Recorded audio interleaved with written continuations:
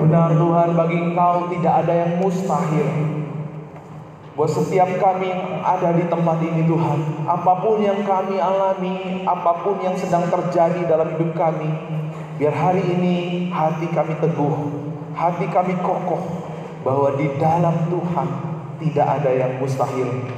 Biar hamba-Mu ketika berkata-kata saat ini Tuhan, semua berasal daripada Engkau. Roh Kudus-Mu yang ambil alih, Roh Kudus-Mu yang menyempurnakan firman. Biar firman yang disampaikan adalah firman yang hidup, firman yang menyembuhkan, firman yang memulihkan kami semua. Hamba-Mu penuh dengan keterbatasan Tuhan. Biarlah Engkau sembunyikan di belakang kayu salib-Mu, supaya kuasa kebenaran-Mu saja yang nyata buat setiap kami. Terima kasih Tuhan. Berbicaralah, Roh Kudus-Mu leluasa bekerja di tengah-tengah kami. Di dalam nama Yesus kami sudah berdoa dan siap mendengar firman-Mu. Sama-sama katakan amin. Silakan duduk. Salam. Kita sapa samping kiri dan kanan kita, katakan selamat hari Minggu yang diberkati. Amin. Puji Tuhan. Hari ini Bapak Ibu Saudara, saya akan mengajak kita untuk belajar bersama-sama. Judul firman Tuhan hari ini adalah Magnificat. Mungkin judul ini asing buat kita semua. Apa arti Magnificat? Ini adalah Kidung Maria. Artinya mari kita memuji dan memuliakan nama Tuhan. Di bulan-bulan ini, bulan dimana kita paling sering mendengar lagu-lagu Natal. Di mall, di rumah, mungkin kita udah mulai pasang pohon Natal, berikut dengan musiknya, di mobil dan dimanapun kita melihat hiasan Natal, lagu-lagu Natal dikumandangkan buat kita semua. Tapi saudara, apakah kita sudah menaikkan pujian Natal, lagu-lagu Natal yang kita naikkan di gereja, sudah kita naikkan dengan sungguh-sungguh memaknainya di dalam kehidupan kita? Karena itu hari ini mari kita arahkan hati kita untuk menerima firman Tuhan. Tepuk samping kiri dan kanannya, jangan main HP ya, bilang. Iya, jangan main HP, jangan pikir yang macam-macam. Fokus dengar firman Tuhan. Nah, saudara, minggu depan kita akan belajar tentang Benedictus. Itu adalah pujian Maria. Lalu di Natal nanti di tanggal 16 kita akan belajar Gloria. Itu adalah pujian malaikat karena kelahiran Tuhan Yesus. Lalu minggu berikutnya kita akan belajar dari lagu yang dinaikkan oleh Simeon, namanya Nunc Dimittis ya. Ketika Simeon mengendong bayi Tuhan Yesus, di situ dia memuji nama Tuhan. Nah, tadi kita sudah baca di ayat yang ke-41, 46 sampai ke 56. Di ayat yang ke-41 dikatakan di sana, dan ketika Elizabeth mendengar salam Maria, melonjaklah anak yang di dalam kandung rahimnya, dan Elizabeth pun penuh dengan Roh Kudus, lalu berseru dengan suara nyaring, diberkatilah. Dalam bahasa Inggrisnya bless engkau di antara semua perempuan, dan diberkatilah buah rahimmu. Siapakah aku ini sampai ibu tuanku datang mengunjungi aku? Sebab sesungguhnya ketika salammu sampai kepada telingaku, anak yang dalam kandung rahimku melonjak kegirangan. Dan berbahagialah ia yang telah percaya, sebab apa yang dikatakan kepadanya dari Tuhan akan terlaksana. Maria disebut sebagai perempuan yang berbahagia. Di ayat yang ke-46 juga tadi kita baca bahwa mulai dari sekarang segala keturunan akan menyebut aku berbahagia. Bahasa Inggris bless, sama dalam bahasa Inggrisnya bless. Di hari Natal ini bagaimana Bapak Ibu? Maria menyebut dirinya sebagai seorang yang diberkati. I am blessed. Apakah di hari Natal ini Bapak Ibu mau dan bisa berkata, aku diberkati? Siapa yang bisa berkata, aku diberkati? Sama-sama dengan saya bilang, aku diberkati. Bagaimana mungkin seorang Maria berkata, aku diberkati, Ternyata yang dialami oleh Maria tidak pernah ia bayangkan dalam hidupnya. Bagaimana mungkin Maria berkata, aku seorang yang diberkati, padahal angan-angannya, mimpi-mimpinya baru saja ia harus kubur dalam-dalam. Mampukah kita berkata, aku diberkati, ketika doa-doa kita belum dijawab oleh Tuhan? Ketika cita-cita harapan kita belum terwujud. Mungkin sepanjang tahun ini, Tuhan bagaimana keluargaku gak ada perubahan. Tuhan bagaimana ekonomiku kok begini-begini saja. Kesehatanku malahan tidak seperti yang kuharapkan. Tapi pertanyaannya, bisakah hari ini kita berkata, aku diberkati? Amin. Maria reputasinya terancam, bahkan nyawanya pun terancam. Kenapa? Dia lahir di luar nikah. Resikonya adalah rajam dengan batu. Tapi dia berkata, aku adalah orang yang diberkati. Wow. Kenapa Maria bisa berkata seperti itu? Sudahkah hari ini kita punya alasan yang jelas tentang perkataan kita tadi, aku adalah orang yang diberkati? Atau kita hanya ikut-ikutan saja? Gak enak Pak Pendeta bilang aku diberkati, gak ngomong gitu ya. Maria punya alasan yang jelas. Kenapa? Karena kalau kita melihat Gabriel, malaikat Tuhan, menghampiri umat Israel setelah berapa tahun Bapak Ibu? Setelah 400 tahun. Maleaki dan kitab Matius yang kita miliki ada satu lembar di sana yang kosong. Itu namanya Intertestament.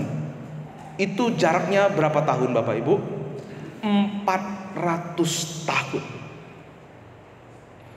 400 tahun tidak ada Tuhan berfirman. 400 tahun tidak ada Tuhan menunjukkan mukjizatnya kepada umat Israel. Itu adalah masa kegelapan, masa-masa penantian yang panjang. Tapi di masa-masa penantian yang panjang, justru Maria, seorang perempuan yang sederhana, dihampiri oleh seorang malaikat. Ternyata Maria melihat bagaimana Allah menggenapi janjinya. Maria seorang Israel, dia tahu apa janji Tuhan, bahwa Tuhan akan mengutus seorang anak dari perempuan perawan, dan dialah perempuan itu. Itulah sebabnya Maria menyebut dirinya berbahagia. Maria dipilih bukan karena dia qualified, Maria dipilih bukan karena dia hebat, Maria dipilih hanya karena kasih karunia dari Tuhan. Makanya Maria berkata, aku adalah orang yang diberkati. Di bulan Natal ini mungkin kita ada di masa-masa penantian. Mungkin kita sama dengan bangsa Israel, menanti 400 tahun. Tapi ternyata meskipun 400 tahun kelihatannya Tuhan tidak berfirman, kelihatannya 400 tahun tidak ada Tuhan berbicara, Tuhan menyatakan mujizatnya, ternyata ia tidak pernah lupa dengan janjinya. Kalau kita lihat 400 tahun sejak Tuhan berbicara kepada umatnya melalui Nabi Maleaki, lalu 500 tahun sejak penampakan malaikat terakhir, itu kapan terjadi? Saat Sadrak, Mesak, Abednego dibakar di dalam perapian yang menyala-nyala. Ternyata di dalam perapian itu ada 4 orang terlihat. Raja bilang, oh itu anak dewa, padahal itu adalah teopaninya Yesus. Ya, Yesus menunjukkan dirinya. 800 tahun sejak mujizat terakhir yang terjadi pada zaman Elia. Tapi saudara, 400 tahun masa penantian, sepertinya Tuhan diam. Tidak ada sesuatu yang kelihatannya dikerjakan. Tetapi sesungguhnya Tuhan kita tetap bekerja. Sedikit kita belajar tentang sejarah. Zaman Maleaki, Israel masih berada di bawah penjajahan Persia. Setelah itu muncul seorang raja yang besar, Raja Makedonia, namanya adalah Alexander the Great, Alexander Agung. Ia mengalahkan kerajaan Persia, lalu juga mengalahkan Raja Darius. Berkuasa tahun 336 sampai 323 sebelum Masehi, berhasil menyatukan Yunani dan membuat kembali Liga Korintus Helenik, mendirikan 70 kota selama 13 tahun dari Persia, Asia kecil sampai Makedonia. Dari sana lahirlah pemerintahan Yunani yang menguasai 1/3 dunia, yaitu Asia, Eropa, dan Afrika. Apa yang terjadi di zaman Alexander the Great ini sampai kepada pemerintahan Yunani? Di sana mulai dibangun jalan-jalan. Waktu itu karena bangsa Yunani berkuasa, maka dibuat jalan-jalan, dibuat pelabuhan-pelabuhan supaya sentralnya itu adalah Roma. Makanya ada istilah tidak satu jalan ke Roma. Itu sejarahnya.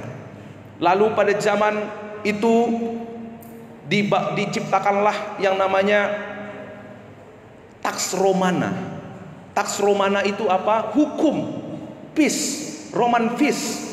Artinya lewat hukum ini setiap orang yang berjalan di jalan-jalan yang dibuat tadi semua aman. Kalau ada yang ganggu akan berhadapan dengan pemerintahan Roma.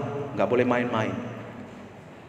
Lalu apa yang terjadi setelah dibuat jalan-jalan, dibuat hukum, lalu pada waktu itu bahasa internasional sebelum bahasa Inggris adalah bahasa Yunani. Lihat saudara, kelihatannya Tuhan terasa tidak bekerja, tapi sebenarnya Tuhan bekerja. Sama seperti kalau Bapak Ibu melihat drama musikal, begitu layar ditutup, ya, sepertinya nggak ada apa-apa, tapi di belakang layar ada yang ganti kostum, ada yang ganti make up.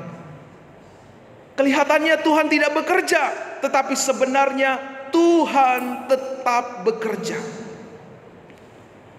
Saudara, mungkin sepanjang tahun ini kita terasa, kok Tuhan tidak terasa bekerja ya dalam pergumulanku ya. Kok Tuhan tidak, aku tidak melihat tanda-tanda Tuhan menjawab doaku ya. Ketahuilah, hari ini kita belajar bersama-sama, Tuhan yang kita sembah, Dia tetap bekerja di balik layar. Meski kita tidak melihat, tapi tangan Tuhan tetap bekerja. Yang pasti adalah tujuannya untuk memproses kita, untuk mempersiapkan kita, khususnya di bulan Natal ini, supaya kita mengikuti Natal, kita sungguh-sungguh menerima berkat terbesar dalam hidup kita. Tidak sekedar perayaan Natal secara euforia yang berlangsung setiap tahun, tetapi kita sungguh-sungguh memaknainya dengan benar. Kenapa bangsa Israel Tuhan izinkan 400 tahun? Untuk mempersiapkan segala sesuatu, supaya ketika juru selamat lahir, orang dari segala penjuru dunia bisa datang, lalu pergi ke seluruh penjuru dunia dengan keamanan yang Roman peace, teks Romanan. Jalan-jalan dibuat, keamanan dibuat, bahasanya Tuhan. Makanya kita punya bahasanya Pak. Alkitab yang kita punya ini, kitab Perjanjian Baru ini adalah bahasa Yunani aslinya. Dan bahasa Yunani itu kaya, lebih kaya dari bahasa-bahasa yang lain. Nah, Tuhan bekerja mempersiapkan segala sesuatu. Tuhan mau kita mungkin di tahun-tahun yang lalu banyak hal yang tidak tercapai, banyak hal yang tidak seperti mimpi kita, tapi ketahuilah Tuhan izinkan itu semua terjadi untuk mempersiapkan hati kita. Amin. Mempersiapkan hati kita untuk menerima berkat terbesar yang Tuhan anugerahkan buat kita. Karena kalau hati kita nggak siap di bulan Natal ini, fokus kita kepada apa? Kepada baju baru. Kepada apa? Kepada makanannya. Apa yang sering buat ribet Natal-Natal? Apa yang sering buat orang ribut pada waktu Natal? Yang sering buat ribut apa? Makanannya. Iya, kenapa? Hatinya nggak siap. Tapi puji Tuhan jemaat Pambaton nggak seperti itu. Amin. Haleluya. Yang sering buat ribut itu apa? Dananya, dana Natal. Kemarin saya perayaan Natal pertama itu di Cikarang. Perayaan Natalnya di Emperen, perumahan subsidi yang murah meriah. Tapi di sana banyak orang mengambil keputusan menangis dan kita mendoakan mereka. Wow.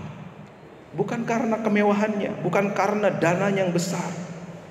Kalau hati kita siap, maka kita akan melihat berkat terbesar dalam hidup kita. Kalau nggak siap, maka kita akan fokus kepada sikap orang, kepada reputasi kita, kepada pengakuan orang terhadap kita. Apalagi kalau mulai ada yang gosipin, ada yang ngomelin, waduh, damai Natal lewat deh. Damai Natal sekedar damai saja, tapi kita nggak pernah alami di dalam kehidupan kita. Tuhan mau kita mempersiapkan hati kita supaya kita melihat berkat yang sesungguhnya, sehingga kita bisa berkata seperti Maria, I am the blessed. Amin. Aku adalah orang yang diberkati. Ya. Waktu Maria bernyanyi, ia bernyanyi dengan sukacita, penuh pemaknaan. Ia penuh dengan ekspresi, mengalahkan kegelisahannya, mengalahkan situasi kelam, angan-angannya yang selama ini yang dia mimpikan semua dikubur, tapi dia masih bisa berkata, aku adalah orang yang diberkati. Anugerah terbesar Tuhan nyatakan di bulan Natal ini lewat anaknya Yesus Kristus. Ia menyatakan janjinya. Ia tidak pernah lupa. Meskipun 400 tahun dia tidak pernah berfirman, orang Israel tidak pernah melihat dia bekerja, tapi Tuhan tidak pernah lupa akan janjinya.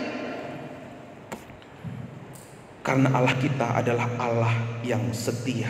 Di ayat yang ke-26, dalam bulan yang ke-6 Allah menyuruh malaikat Gabriel pergi ke sebuah kota yang bernama Nazaret, kepada seorang perawan yang bertunangan dengan seorang bernama Yusuf dari keluarga Daud. Nama perawan itu Maria. Ketika malaikat itu masuk ke rumah Maria, ia berkata, salam hai engkau yang dikaruniai, Tuhan menyertai engkau.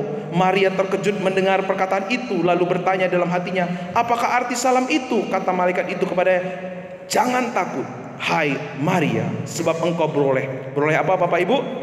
Kasih karunia.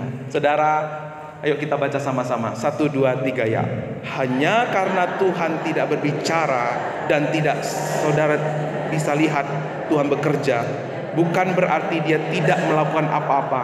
Dia tetap bekerja meski kita tidak melihat tangannya.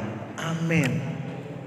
Mungkin hari ini kita tidak melihat Tuhan bekerja memulihkan keluarga kita, memulihkan kesehatan kita, memulihkan ekonomi kita, memulihkan apapun yang sedang kita gumuli dalam hidup kita. Tapi ketahuilah, di situ pun Allah tetap bekerja. Bahasanya disiapkan, jalan-jalannya dibuat, dermaga-dermaga dibuat, hukum-hukum dibuat. Semua Allah kerjakan tanpa disadari oleh umat Israel. Saat ini juga begitu Bapak Ibu. Tanpa kita sadari, dia sedang dan terus bekerja dalam kehidupan kita.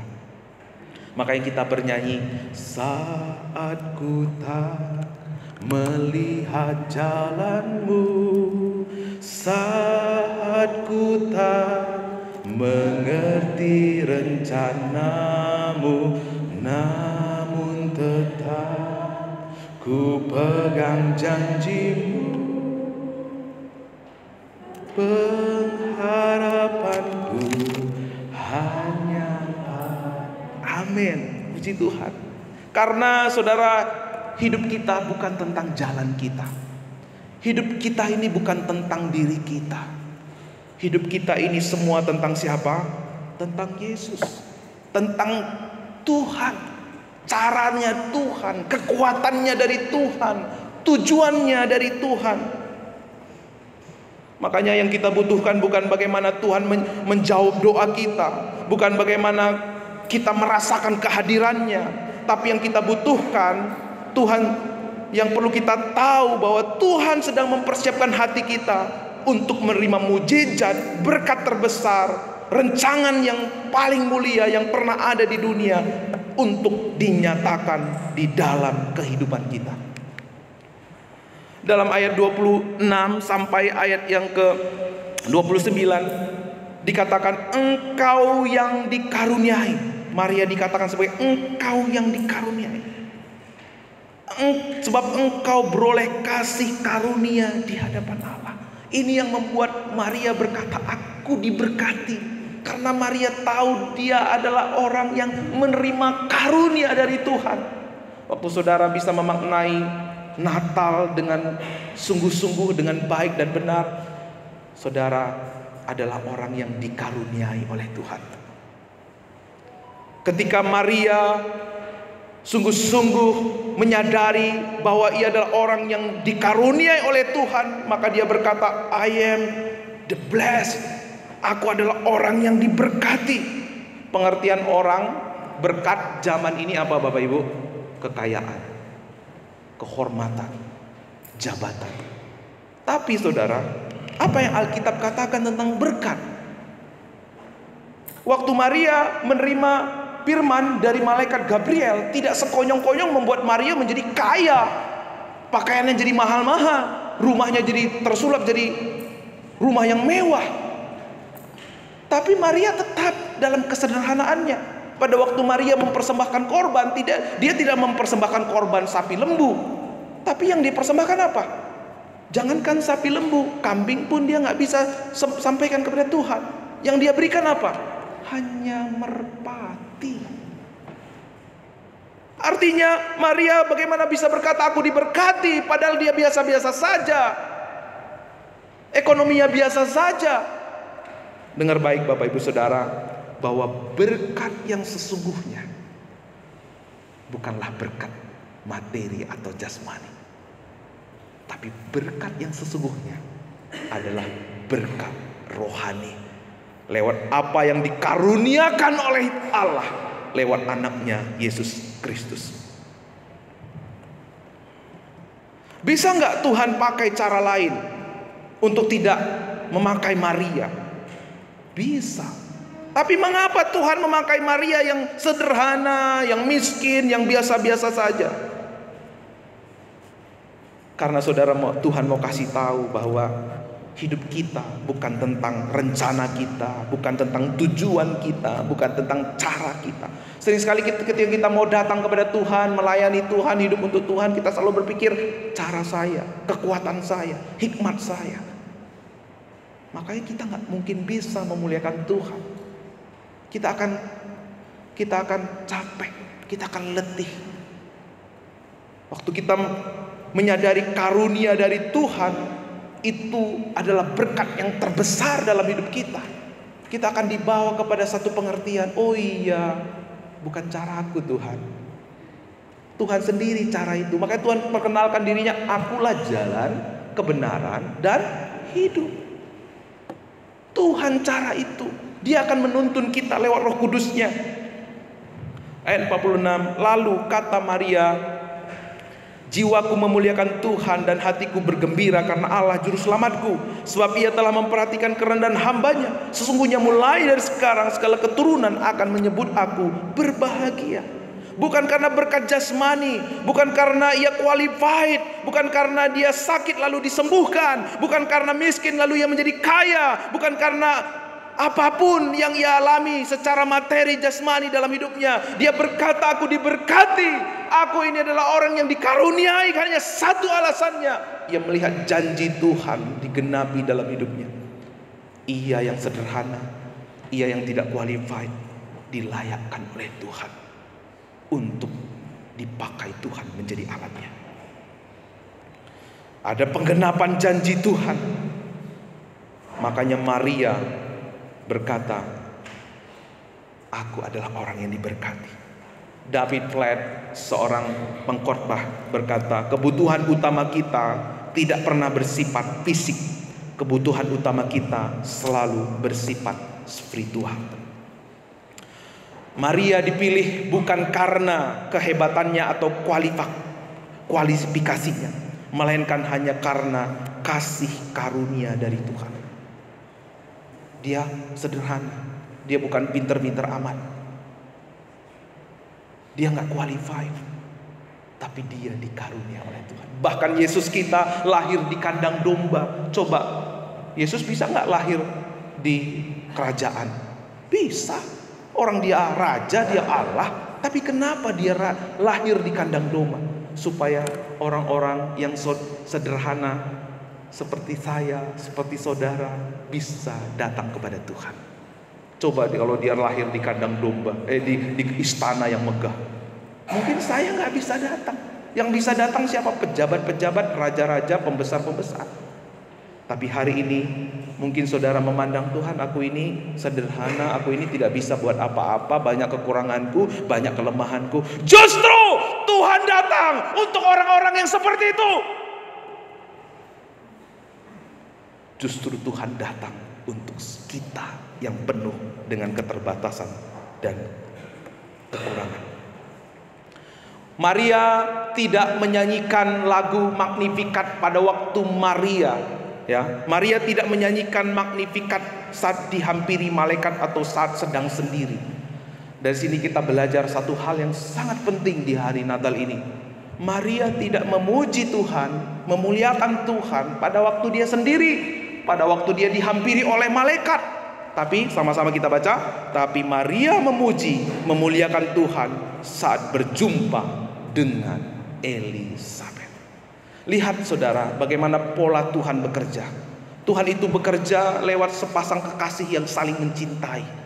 Tuhan bekerja lewat dua orang yang punya persahabatan yang akrab antara Elisabet dan Maria.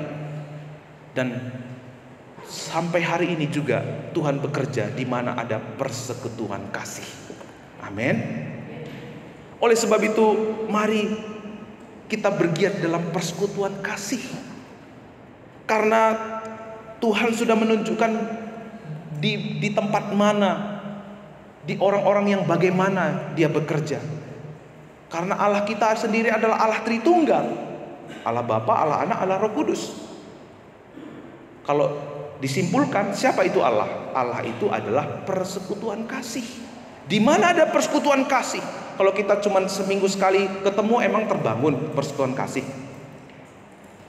Saya nggak akan mungkin bisa terbuka kepada orang yang seminggu sekali, itu pun saya hello ketemunya. Tapi kalau ketemunya dekat, intens, saya bisa terbuka dengan orang itu. Itulah pentingnya kita ada komunitas, ada keterbukaan. Tidak lagi canggung. Oh, nanti kalau saya cerita dia omongin gak saya ya. Nanti kalau saya sharing sama dia, nanti apa ya pandangannya sama saya. Nah, kalau masih seperti itu persekutuan, belum dalam persekutuannya. Belum dalam persekutuannya.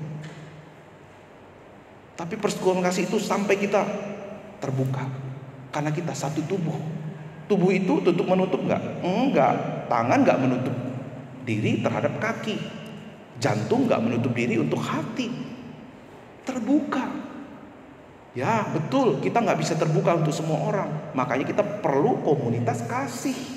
2-3 orang kumpul, setia, sungguh-sungguh, sharing, berbagi. Wow, di situ pasti ada Tuhan yang bekerja dengan hebat dan luar biasa. Amin. Haleluya. Siap tahun 2004 terbangun dalam persekutuan? Aduh, Tuhan Yesus. Yuk kita baca sama-sama. 1, 2, 3 ya. Hati kita dikalibrasi, dikuatkan saat mendiskusikan Injil bersama dengan komunitas Injil. Ya, puji Tuhan. Waktu kita ada diskusi, ada sharing tentang pengalaman Injil, di situ hati kita dikalibrasi. Makanya orang yang hanya tahu Alkitab biasanya sombong, betul ya? Seperti orang Farisi, sombong. Gak ada rendah hatinya dikit pun. Kenapa? Pengetahuan saja yang diisi. Tapi coba kalau orang ada di komunitas, dia gak sungkan-sungkan lagi cerita tentang kelemahannya. Kenapa? Harga dirinya bukan kepada apa pandangan orang, tetapi apa perlakuan dan perbuatan Kristus. Kita dilatih waktu ketemu dengan komunitas kita dilatih untuk terbuka, kita dilatih untuk berkorban, untuk mengasihi dengan baik. Kita dilatih untuk mengasihi sekalipun ada perbuatan, ada sikap yang gak mengenakkan. Maka lahir hati hamba, terlatih. Maka kalau saudara melihat gereja-gereja yang terbangun dalam komunitas adalah gereja yang bertumbuh. Tapi gereja yang hanya terbangun dalam pengetahuan Alkitab hari ini di seluruh dunia sudah menjadi, gedung-gedungnya sudah menjadi monumen, gak ada kuasa di dalamnya. Saya sudah belajar, gereja-gereja yang bertumbuh di seluruh dunia adalah gereja yang terbangun di dalam komunitas-komunitas kecil. Mereka tetap eksis sekalipun di zaman pandemi. Mereka eksis, memenangkan jiwa, memuridkan. Amin, puji Tuhan, diamenkan sama pintu.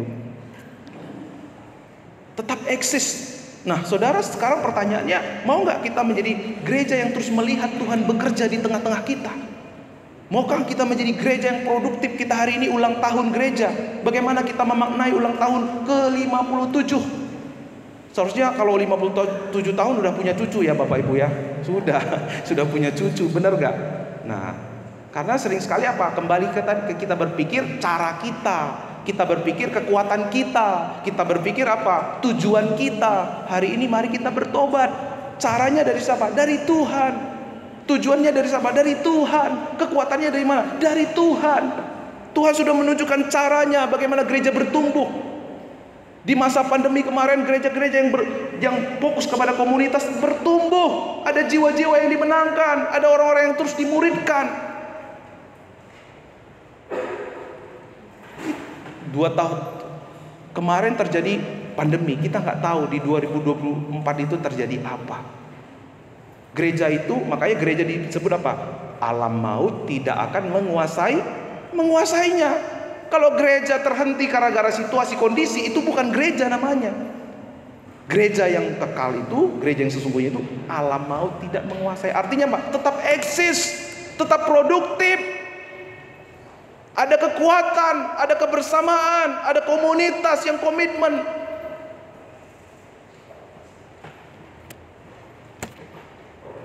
Saya bersyukur ya buat jemaat Pabaton yang semangat, sukacita dalam melengkapi pekerjaan Tuhan di sini, yang menginspirasi ya, sekolah minggu yang terus semangat. Dan mari kita tidak berhenti puas di sana saja. Kita melangkah satu langkah lagi di tahun 2024. Komitmen di dalam komunitas pemuritan. Amin. Pertanyaannya, Bapak Ibu mau produktif gak? Atau kita sudah puas dengan gereja kita? Oh kita begini-begini aja Pak. Wah ngapain kita begini-begini aja udah enak kok. Ngapain kita apa-apa lagi gitu loh. Atau saudara mau melihat pertumbuhan yang signifikan, produktif, yang terus Tuhan kerjakan. Tuhan sudah menunjukkan bagaimana dia bekerja. Dari kelahirannya sampai ia meluangkan waktu pelayanan 3,5 tahun, dia fokuskan untuk pemuritan.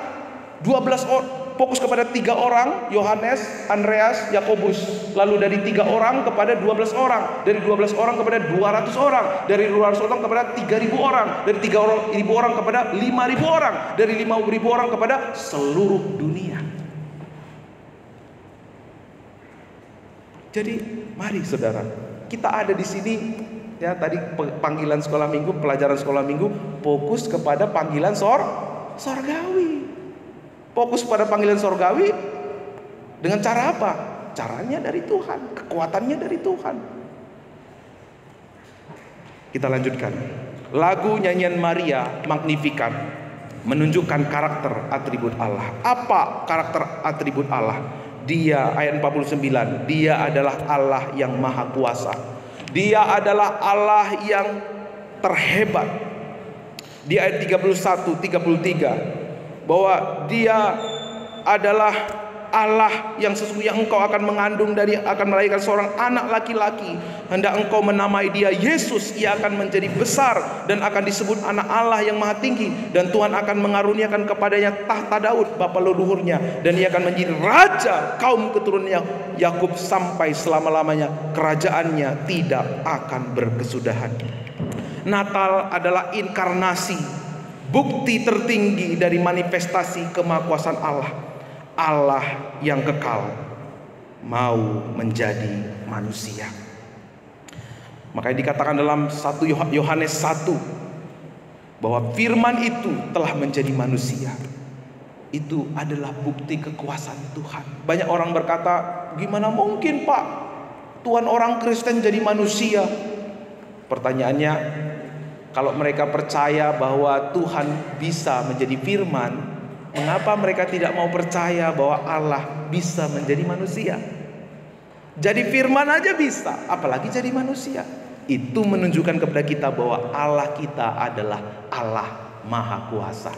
Selanjutnya, Allah kita adalah Allah yang Maha Kudus. Dia adalah satu-satunya pribadi yang menjadi manusia, tapi dia tidak dicemari oleh dosa. Pada waktu manusia jatuh ke dalam dosa, pada waktu itu manusia tidak lagi dikatakan segambar dan serupa dengan Allah, tetapi di dalam Kejadian dikatakan bahwa manusia itu, ya, di dalam Mazmur, di dalam Kejadian, manusia itu tidak lagi segambar serupa dengan Allah, tetapi segambar dengan siapa? Dengan Adam. Adam diciptakan segambar, tetapi waktu dia jatuh ke dalam dosa, kehilangan kemuliaan Allah, kehilangan gambar dan rupa Allah. Tetapi lewat kelahiran Allah yang kudus, di dalam ayat 34, kata Maria kepada malaikat itu, bagaimana hal itu mungkin terjadi karena aku belum bersuami? Jawab malaikat itu kepadanya, Roh Kudus akan turun atasmu dan kuasa Allah yang Maha Tinggi akan menaungi engkau. Sebab itu anak yang akan kau lahirkan itu akan disebut kudus, anak Allah.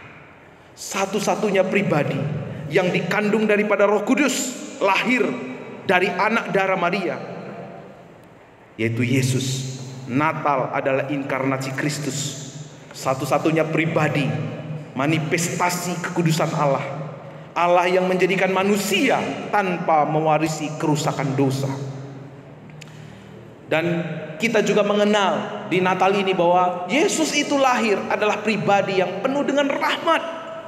Lewat Yesus Kristus yang tadinya kita terputus karena dosa, karena lewat Kristus lahir, Allah sendiri datang menghampiri kita, sehingga sekarang Allah yang jauh imanen, bukan lagi imanen, tetapi Allah yang imanen menjadi Allah yang transenden, Allah yang dekat. Bukan kita yang mendekat kepada Allah, tetapi Allah yang mendekat kepada kita. Itu bukti bahwa Allah begitu mengasihi kita. Yang menarik, penutup Bapak Ibu, konsentrasi di ayat 51 sampai 53, ia memperlihatkan kuasanya dengan perbuatan tangannya, ia mencerai-beraikan orang yang congkak hatinya, ia menurunkan orang-orang yang berkuasa dari tahtanya dan meninggikan orang-orang yang rendah, ia melimpahkan segala yang baik kepada orang yang lapar dan menyuruh orang yang kaya pergi dengan tangan hampa. Wah, apa maksud semuanya ini? Bagaimana mungkin? Itu dikatakan apa? Orang-orang yang berkuasa dari tahtanya dan meninggikan orang-orang yang rendah. Ia melimpahkan segala yang baik kepada orang yang lapar.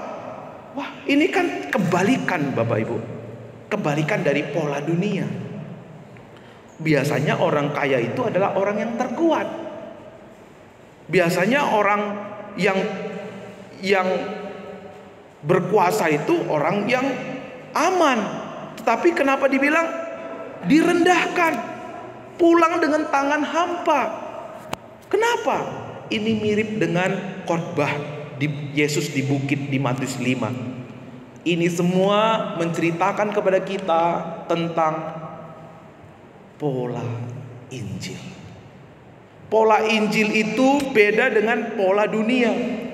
Waktu Yesus berkhotbah di bukit dikatakan, berbahagialah orang yang miskin di hadapan Allah, karena mereka yang punya kerajaan sorga. Berbahagialah orang yang berduka cita, karena mereka akan dihiburkan. Berbahagialah orang yang lemah lembut, karena mereka akan memiliki bumi. Berbahagialah orang yang lapar dan haus akan kebenaran, karena mereka akan dipuaskan. Berbahagialah orang yang murah hatinya, karena mereka akan beroleh kemurahan. Kebalikan. Pola dunia kebalikan dari pola Injil. Karena orang yang merasa kaya, merasa kuat, itu cenderung bukan mencari Tuhan, tapi meninggikan dirinya.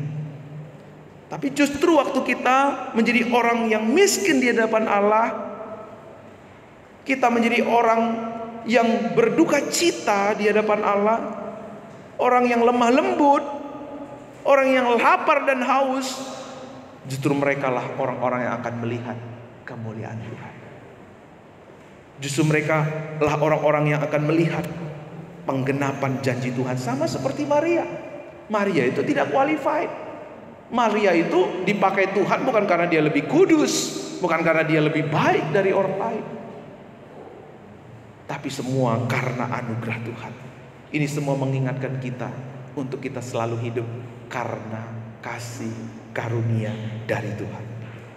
Makanya dikatakan di Korintus, apa yang bodoh bagi dunia dipilih Allah untuk memalukan orang-orang yang berhikmat, dan apa yang lemah bagi dunia dipilih Allah untuk memalukan apa yang kuat, dan apa yang tidak terpandang dan hina bagi dunia dipilih Allah, bahkan apa yang tidak berarti dipilih Allah untuk meniadakan apa yang berarti, supaya jangan ada seorang pun manusia yang memegahkan diri. Kenapa sih kita harus punya sikap miskin di hadapan Allah? Kenapa sih kita harus menjadi orang-orang yang tidak mengandalkan kekayaan kita, kekuatan kita, supaya tidak seorang pun yang meninggikan diri? Kenapa Tuhan memakai Maria? Karena Maria tidak punya kekuatan untuk bermegah atas dirinya sendiri. Kalau hari ini Tuhan mengizinkan kita di tahun 2023 ini banyak menghadapi tantangan, seolah-olah Tuhan tidak bekerja, kita tidak melihat tangan Tuhan dalam hidup kita, ketahuilah satu hal, Tuhan mau kita kembali kepada kasih karunia-Nya.